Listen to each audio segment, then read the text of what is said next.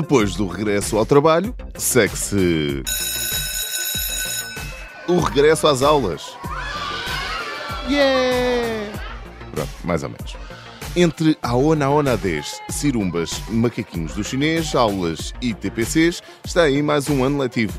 E para se juntar a nós na abertura de mais um Livro de Ponto, apropriadamente, recebemos Rodrigo Queiroz e Melo, diretor executivo da Associação de Estabelecimentos de Ensino Particular, que nos vai ajudar a escrever o sumário da escola que se constrói, sonha e comunica.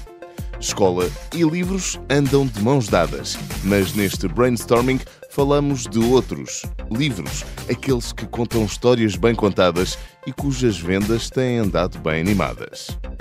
Para além do regresso às aulas e ainda na ressaca das férias, trazemos na mochila uma espécie de gadget que promete contribuir para a alegria e frescura, neste caso, das entidades parentais, mas também de outros que tais. Antes disso, e porque todos passamos pelo pequeno drama pós-férias de não ter nada em casa para comer, vamos já tratar desse assunto.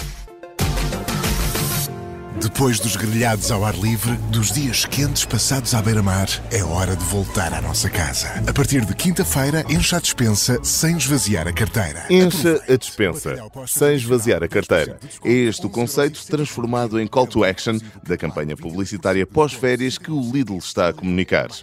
Com o conceito criativo desenvolvido pela Brand Workers, mostra uma família, ainda com as recordações das férias bem vivas, a ir às compras para reabastecer a casa antes de regressar ao trabalho. Com direção criativa de Sílvia Pereira, direção de arte de Mónica Rodrigues e redação de Pedro Lago de Freitas, foi produzida pela Hand, com Pilar Montes como chefe de produção. O filme, realizado por Gonçalo Moraes Leitão, tem produção executiva de Sofia Rivas, direção de fotografia de Cristóvão Peças e direção de arte de Margarida Dias. Neste spot, o espectador é convidado a recordar os elementos mais marcantes das campanhas de verão da marca, revivendo boas memórias das férias neste regresso a casa. Para o ano há mais. O novo rótulo da Superboc Mini fica azul. Com o lançamento do novo rótulo da Superboc Mini, que fica azul para indicar quando a cerveja está à temperatura perfeita para ser consumida, isto é, menos de 6 graus centígrados, a marca de cerveja lançou também uma luva para arrefecer as cervejas Mini, ajudando os consumidores a manter a tal cerveja fresca na palma da mão. Superboc apresenta a mão amiga, a luva que mantém a cerveja sempre fresca na palma da mão. A Usina é a agência responsável pela campanha de lançamento do produto, disponível em tamanho único, para já apenas em algumas regiões do país. A luva funciona como um frappé que pode ser usado para segurar a cerveja sem a aquecer. Para se habilitarem a um dos 10 exemplares da luva disponíveis para a oferta, os interessados só têm que fazer um story até dia 12 de setembro de 2024, este ano em que estamos, isto porque podem estar a ouvir-nos em podcast mais tarde. E neste story tem que mostrar a temperatura na localização onde estão, sendo que os premiados são os 10 concorrentes com a temperatura mais elevada. Se houver alguém dentro de um forno, em princípio ganha, digo eu.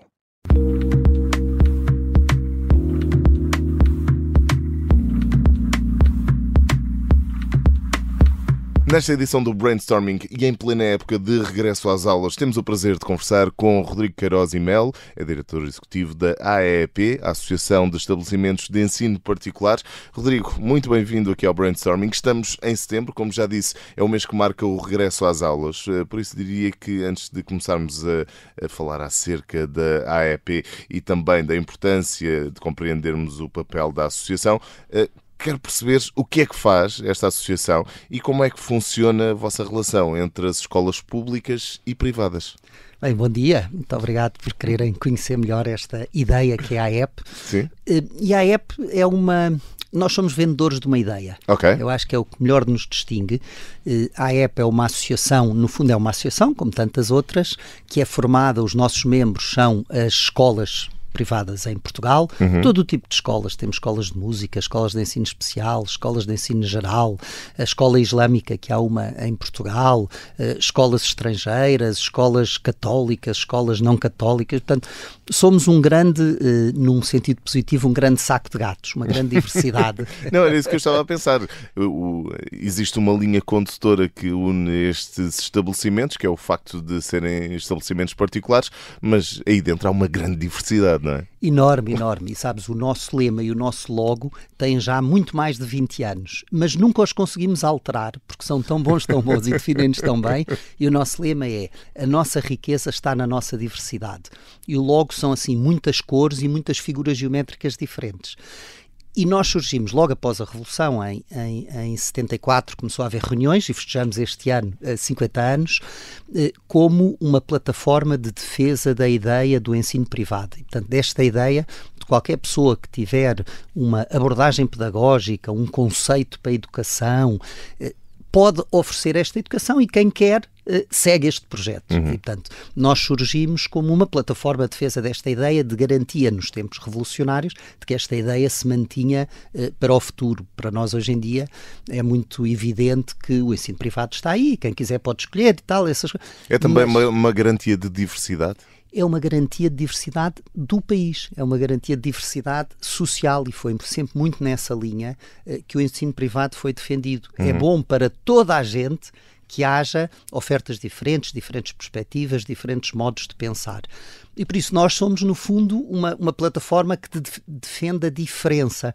Temos algumas linhas, e esta é a linha principal, e, portanto, todos os nossos associados têm uma ideia que querem vender ao país, digamos assim, e nós o que temos é que garantir, A, que eles têm condições de ser o que querem ser, sim, e B, que dá aqui as linhas vermelhas, e, portanto, para ter uma escola há aqui necessidades básicas que eu tenho que cumprir para ter a qualidade, porque do outro lado da escola há os alunos e toda uma educação que tem que ser feita em qualidade. E como é que vem a relação entre o ensino público e o ensino privado, ou particular? Olha, durante muitos anos em Portugal trabalhou-se em geral, e se calhar nós também um bocadinho, a questão do público versus privado. Portanto, tínhamos que conseguir convencer as pessoas que era melhor vir para o privado do que o público, etc.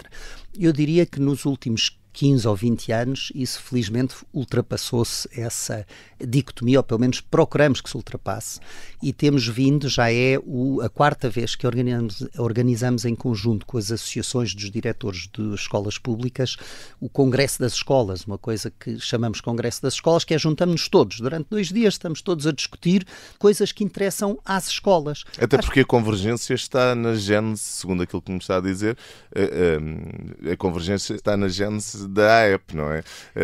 Da diferença, da diversidade, nasce alguma coisa boa. Há coisas que são específicas do privado, evidentemente, mas há, acima de tudo, coisas que são específicas da educação e dos educadores. E, portanto, nós vemos-nos como uma plataforma, junto com os diretores das escolas públicas, como uma plataforma de promoção da possibilidade de oferecer educação diferente. E isto é ainda mais importante nesta época de transição, diria assim, que vivemos. E, portanto, os desafios, por um lado, há desafios da modernidade, inteligência artificial, redes sociais, todo o mundo digital, mas há também, e isso é algo que nem sempre as pessoas caem na conta, o Portugal de hoje, ao nível do sistema educativo, é um bicho completamente diferente do Portugal de há 20 ou 30 anos atrás. Ainda assim é um bicho. É um bicho. Sabe que eu gosto muito do conceito de bicho, porque não sei bem o que é e vai mudando muito. Okay. Isso é bom ou é mau? É muito bom. É muito bom. Na tua geração, da minha, devemos ser mais ou menos da mesma idade, 15% das pessoas foram para o ensino secundário. 15%.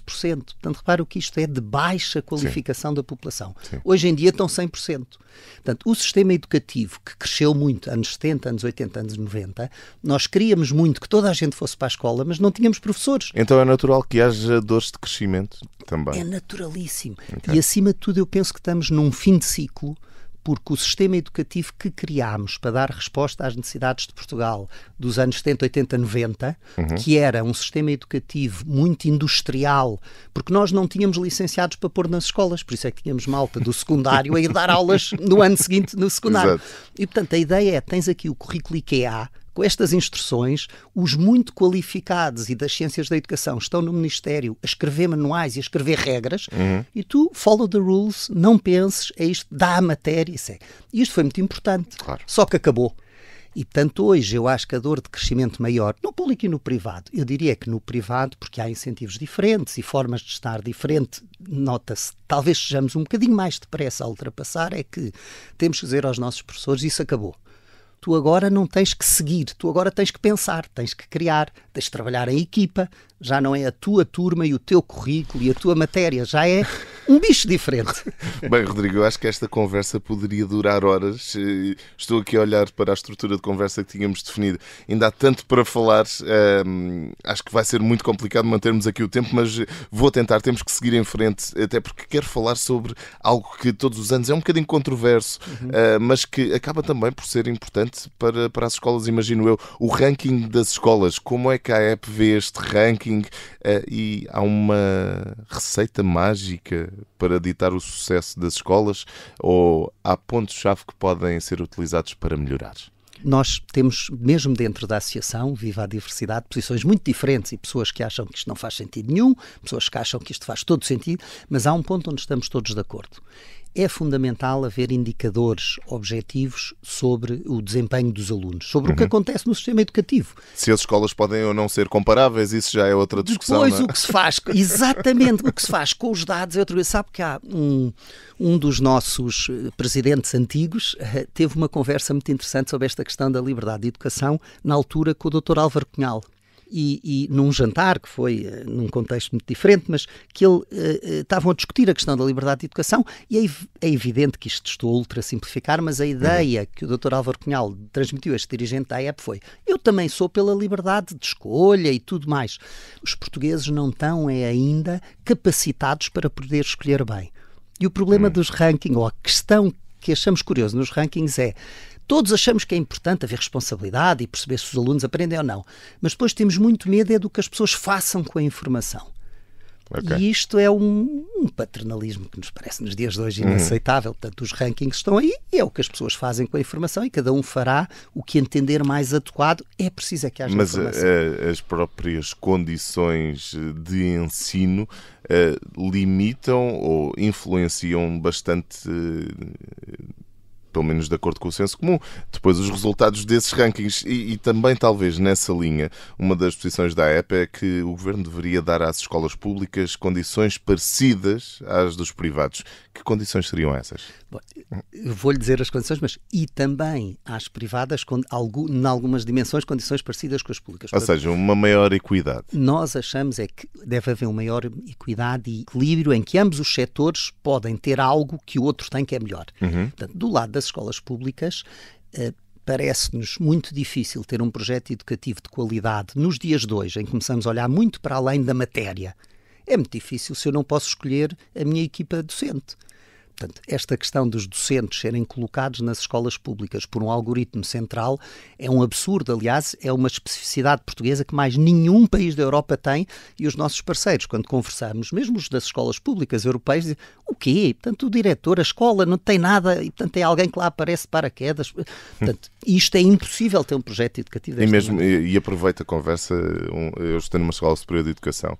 Um dos meus professores foi o professor Santana Castilho, que partiu há pouco tempo, e deixar também aqui uma homenagem, porque agora a conversa fez-me lembrar uma coisa que ele dizia logo no início do ano letivo, quando se falava de concursos de professores, que basicamente nós pomos todos os professores dentro de um boião, baralhamos aquilo tudo, gastamos muitos euros de recursos, baralhamos a vida das pessoas, baralhamos tudo. E no final não estamos a criar mais vagas, não estamos a dar mais estabilidade, não estamos a contribuir para aquele trabalho de equipa de que já falámos. Portanto, eu sei que este é um tema muito delicado que estamos aqui a falar, mas a conversa agora fez-me viajar até essa época de faculdade. Mas depois há um outro lado que nós também defendemos, e aí com o professor Santana Castilho nunca conseguimos estar os dois de acordo, que é o outro lado dessa moeda, que é, e faz todo o sentido no ensino particular e cooperativo, as famílias sem capacidade financeira poderem ter um apoio estatal, porque no fundo o seu custo de um lado ou do outro, por causa novamente dessa diversidade. Portugal tem 20% dos alunos no privado. Nós representamos 20% do sistema de ensino básico e secundário. isto, novamente, é na Europa mais ninguém está sequer perto dos 8. Ora, não faz sentido nós termos uma percentagem tão grande da população a ser educada à parte. Ainda por cima, como têm que pagar, é uma percentagem muito escolhida da população. Okay. E isto também é mau para nós. Os meus associados, da EPE, querem educar, ter um corpo discente, diferente, diversificado. Porquê? Porque também estamos convictos que isso melhora. Toda a gente ganha. E, portanto, deveria haver, provavelmente, condições nas escolas públicas mais parecidas com o privado, especialmente na contratação de docentes, e tinha que haver para as famílias condições para aquelas que o quiserem poder estar no privado sem ter que pagar. Okay. É o sistema da Suécia, é o sistema da Holanda, é o sistema da Bélgica. Vamos ver, não são propriamente países de neoliberalismo, fascismo. Quer dizer, são países razoáveis que perceberam que as pessoas estarem juntas, umas com as outras, crescerem juntas, toda a gente ganha. Seguimos em frente na nossa conversa. Neste reinício de ano letivo há muitas preocupações por parte das escolas. Naturalmente, gostava de perceber que preocupações são essas, como é que a AEP ajuda e auxilia a dar resposta a estas preocupações, e já que o Brainstorming é um programa de marketing de marcas, quero perceber também como é que podem ajudar as instituições de ensino particular e privado a destacarem-se umas entre as outras. Eu sei que são muitas perguntas dentro de uma só, mas perceber então quais é que são as dificuldades das escolas, como é que as ajudam e depois também como é que podem contribuir, como é que a AEP pode contribuir para cada escola se destacar por si própria. Olha, o grande desafio, há um grande desafio das escolas, mas isso de todos em geral neste momento, que é a questão de professores, portanto, contratação de professores e ausência ou não de professores. E há muito esta ideia que é verdadeira, não há professores, não há pessoas a querer ser professores. Eu costumo dizer, tenho dúvidas que isso seja colocar o problema bem, o que não há é pessoas com formação inicial para ser professor suficiente. Agora, estou convicto que em Portugal há mais do que professores suficientes. E, portanto, temos aqui um problema que ainda vem herdado do passado, que é, só se eu, aos 20 anos, quando fui para o ensino superior, decidi que queria ser professor e, portanto, fui fazer um curso superior via ensino, ou via básico, ou o que seja, é que depois posso ser professor. Ou seja, no mercado há competências académicas e, eventualmente, haverá falta de competências pedagógicas. É por aí? Não, no mercado há conhecimento e competências académicas. Há competências humanas pedagógicas, estou convencido. Pode haver a necessidade de as certificar ou dar alguma formação adicional. Ok? Mas isso não tem que ser com pessoas que decidiram aos 20 anos e, portanto, ou você ou eu, que não podemos dar aulas, não temos habilitação, eu pelo menos não tenho habilitação para o ensino, não tenho a certeza que seria ótimo professor, mas e se eu agora quisesse ser professor de ensino secundário, professor de História de ensino secundário, sou da área das letras, professor de História de ensino secundário, não posso nem nunca poderei. Parece um bocadinho absurdo. Se eu fizer, deve haver exames, com certeza, mas temos que em Portugal ser muito mais flexíveis no acesso a poder dar aulas. Portanto, também aqui importa abrir um novo ciclo. Completamente. E esse novo ciclo é melhor para os alunos, porque é isto que nos vai permitir trazer perspectivas novas e diferentes e de pessoas com cabeças diferentes para o ensino. Porque, repara, este sistema que nós temos garante que alguém que começou a aprender a ser professor aos 3 anos, quando foi para a escola, nunca saiu da escola, foi para a universidade, sai da universidade de volta para a escola. São pessoas ótimas, mas são pessoas que sempre estiveram na escola. E como é que a AEP pode contribuir neste sentido? Ao nível da sensibilização das entidades governamentais para lá está, alterar esse paradigma? Essa tem sido uma guerra nossa dos últimos 3 ou 4 anos e agora ainda com mais força, que é deixem-nos contratar os licenciados que nós entendermos. Okay. E nós assumimos a obrigação de os formar um pedaço. Ok, mas deixem-nos contratar. Portanto, essa é a bandeira principal ao nível das dificuldades que as escolas sentem. Voltamos então à questão da diversidade e como nos destacarmos ou como é que a AEP pode ajudar as instituições de ensino privado, particulares, aqui a destacarem-se umas entre as outras. Olha, isso o que nós temos sempre nas conversas que temos com os associados é chamada a atenção o que é que nós estamos a ver, porque nós, a AEP, somos uma pequena equipa de pessoas com trabalho técnico e político, mas não estamos nas escolas, não é? Mas o que é que nós vemos a acontecer e quem é que vemos a ter mais sucesso? São as pessoas que perceberam que o currículo tradicional e as boas notas, o bom sucesso académico medido da forma tradicional dos exames, é baseline hoje em dia, já não é aspiracional, as pessoas não vão para ter boas notas. Isso é, se eu estou a pagar, se tenho uma filho, isso é para ter boas notas. Mas, as melhores notas possíveis, digamos assim. Claro. Agora, as pessoas cada vez mais procuram algo que falávamos no início e que é completamente verdade. A experiência. As pessoas perceberam que, até na sociedade para que estamos a educar os nossos filhos, não é já ter um diploma, um canudo, um conhecimento certificado. Estamos à procura do que é que esta criança, este jovem, vivenciou, criou, viveu, onde é que ele esteve. E, portanto, é esta experiência, é esta fazer coisas, been there, done that, que as pessoas começam a procurar. E, portanto, eu diria que hoje em dia, no ensino privado, já não é possível dizer eu dou um bocadinho mais de inglês e isso é fantástico. Não. Ter uma língua estrangeira em que a pessoa é barra é também baseline. Eu levo os meninos, vão às... Não, qual é o desporto que ele fez? O que é que ele está a pensar? Vocês estão também a pensar em termos de programação? Não estão? Tem voluntariado? Não tem? Ele é capaz de escrever? Portanto, há uma quantidade de outros ao lado do currículo tradicional que as pessoas estão muito à procura. E estamos convictos, aqui já é mais pessoal do que é, estou convicto que isso torna também as crianças mais felizes e melhores pessoas. Sabe que em Portugal ainda vemos muito nesta dicotomia, por exemplo, no ensino secundário, do ensino profissional e do científico-humanístico. Portanto, os que estão o dia todo sentado na sala a ouvir português, francês, e os que têm também uma componente muito mais técnica e prática, etc.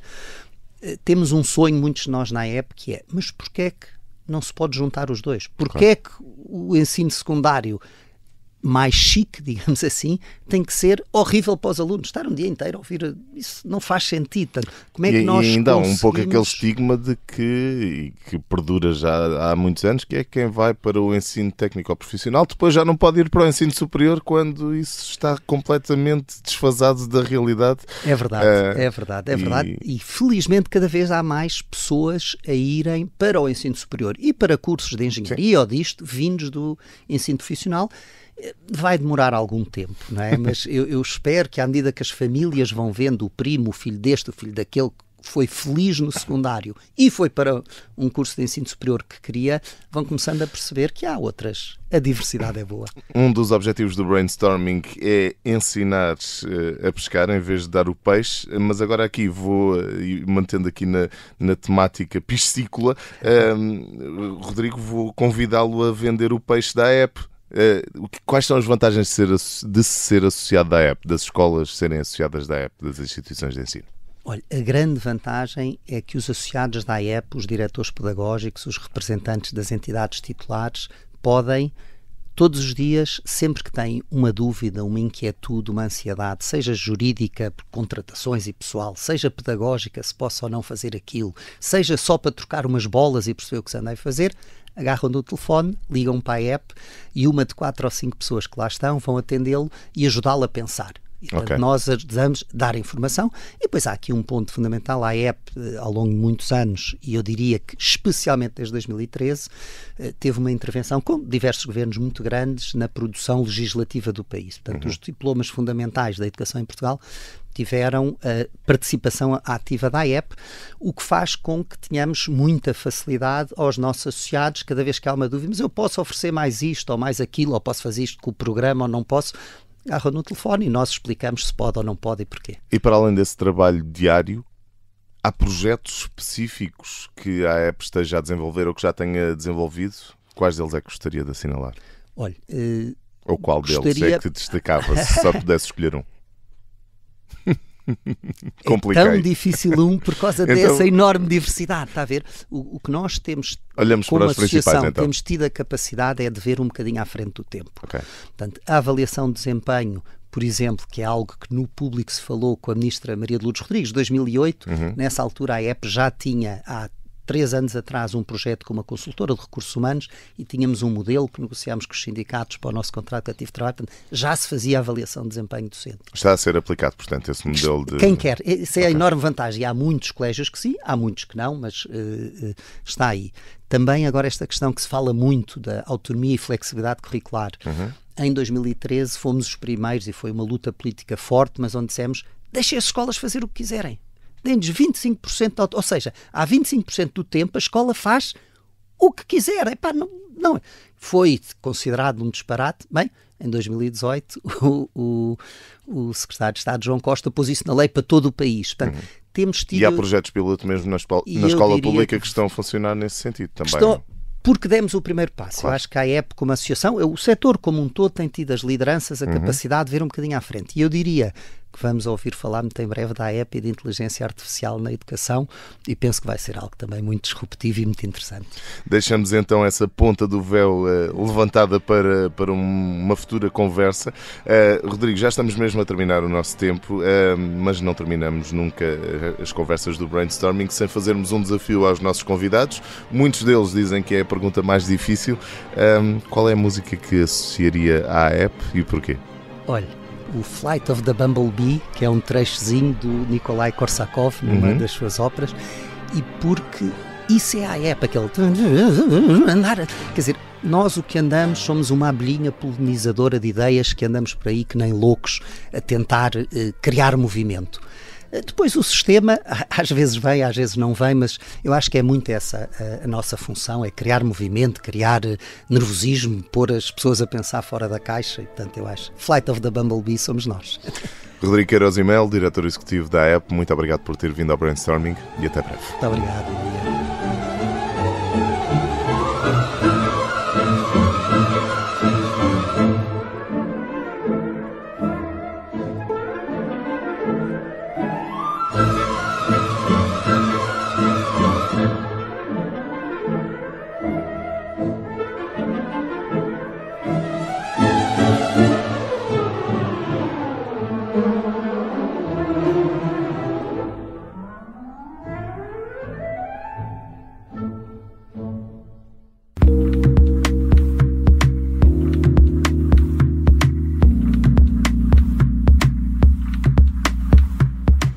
No final deste Brainstorming, recordamos Fernando Pessoa. Ai, que prazer, não cumprir um dever, ter um livro para ler e não o fazer.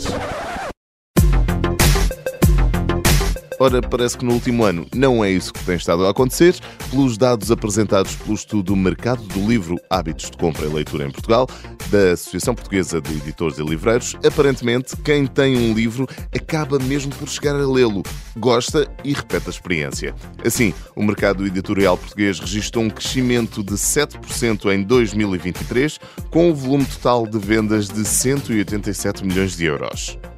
O estudo revela também que a percentagem de portugueses que compram livros aumentou para 65%, sendo que a faixa etária que mais os compra está entre os 25 e os 34 anos.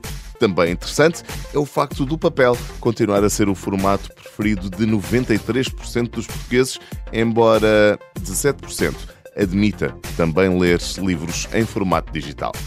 Quer seja em formato analógico no rádio ou quer seja em formato digital, em podcast ou online, o que é importante é tê-lo de volta connosco aqui no Brainstorming. Já sabe que nos pode acompanhar em estreia mundial, aliás, universal, na Rádio Observador, às terças-feiras, depois das 3h30 da tarde, habitualmente, e a qualquer altura em podcast, para ouvir, repetir e partilhar. Este Brainstorming teve a ajuda à produção da Inês Neto e a sonoplastia do Bernardo Almeida. Eu sou o Hugo Silva e conto consigo no próximo Brainstorming. Até lá!